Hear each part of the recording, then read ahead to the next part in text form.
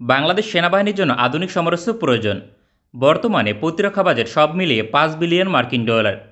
এই পরিমাণ অর্থ দিয়ে আধুনিক সমরাস্ত্র ক্রয় করে চাহিদা পূরণ করা সম্ভব নয়। সামরিক বাহিনীর চাহিদা অনুযায়ী ভারী সমরাস্ত্র ক্রয়ের জন্য বছরে $2 বিলিয়ন লাগবে।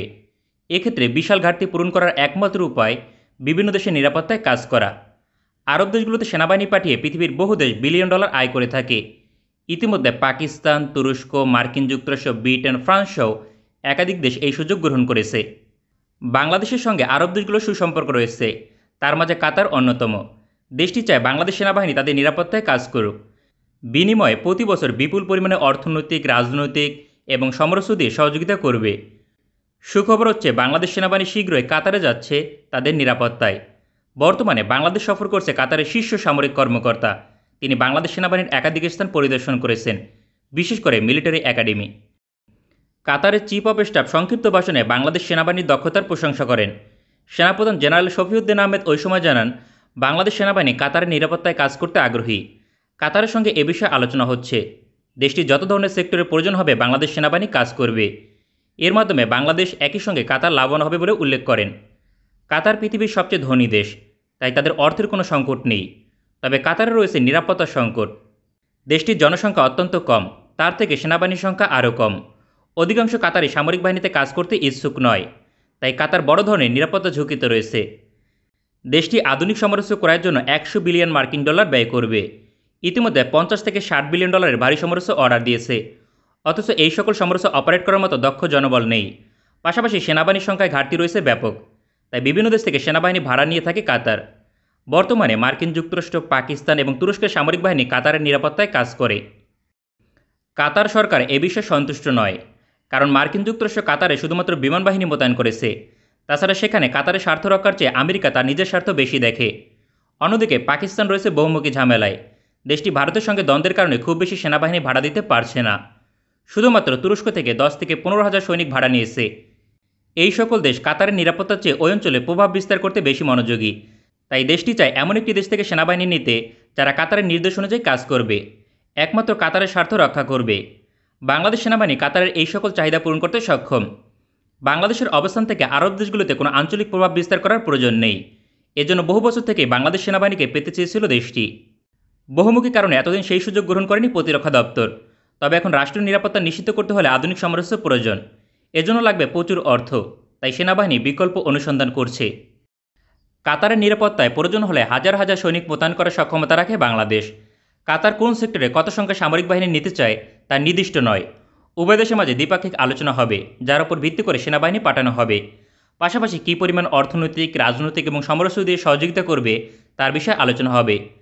তবে খুব শীঘ্রই কাতার বিশ্বকাপ উপলক্ষে দেশটিতে কয়েক হাজার সেনাবাহিনী পাঠাতে যাচ্ছে বাংলাদেশ।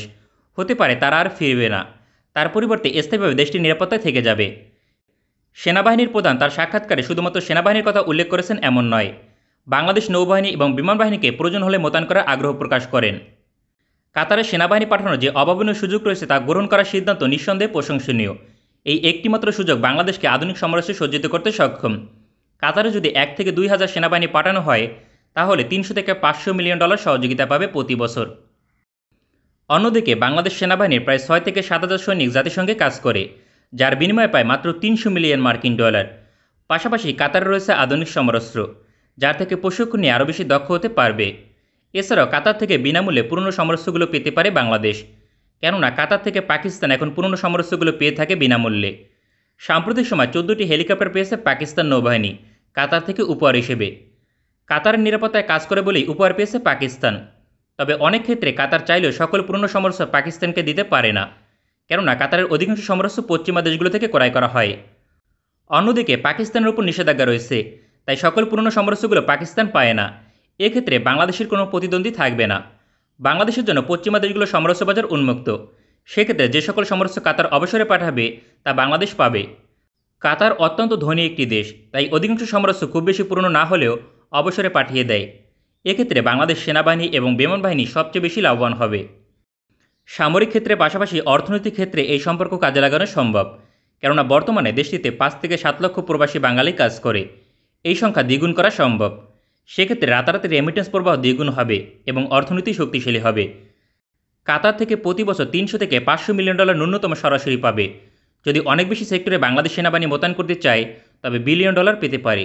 আর এই অর্থের পুরোটাই যাবে সমরাস্ত্র ক্রয়ের জন্য। অতিরিক্ত প্রতি বছর 500 থেকে 1000 মিলিয়ন ডলার সমরাস্ত্র অন্তর্ভুক্ত হলে মিয়ানমারকে টপকাতে আলাদা করে ভারী সমরাস্ত্রের বাজেট প্রয়োজন হবে না। মাত্র 4 থেকে 5 বছরের মাঝে মিয়ানমারকে পেছনে ফেলতে পারবে। পাশাপাশি সেনাবাহিনী এবং বিমান বাহিনীর জন্য পুরনো যুদ্ধ বিমান, হেলিকপ্টার, পরিবহন বিমান সহ অসংখ্য সমরাস্ত্র পাওয়া যাবে। সবচেয়ে বড় সুবিধা পাবে যুদ্ধকালীন সময়। ওই সময় কাতার থেকে আধুনিক সমরাস্ত্র ইমার্জেন্সি পাওয়া যাবে।